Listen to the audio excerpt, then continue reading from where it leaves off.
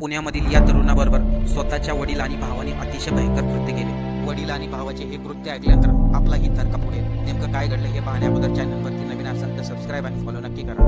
गोविंद महादेव अवकाळे, वय वर्ष 25 असं या तरुणाचे नाव। 25 वर्षीय गोविंदने आपल्या गावातील एका मुलीबरोबर आळंदी या ठिकाणी प्रेमविवाह केला होता। प्रेमविवाह झाल्यामुळे गोविंदच्या घरामध्ये नेहमी वाद होत असे। त्यामुळे 25 वर्षीय गोविंद आपल्या पत्नीला घेऊन शिक्रापूर या ठिकाणी राहण्यासाठी आला आणि शिक्रापूरमध्येच एका खासगी कंपनीमध्ये नोकरी करत होता।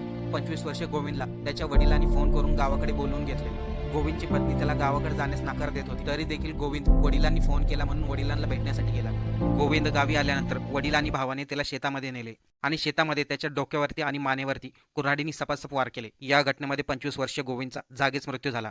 वडील महादेव अवकाळे आणि भाऊ व्यंकटेश अवकाळे या दोघांचाही गोविंदच्या प्रेमविवाहाला विरोध होता, तरी देखील गोविंदने वडील आणि भावाचं न ऐकता लग्न केले। त्यामुळे वडील आणि भावाने 25 वर्षीय गोविंदची निर्गुणपणे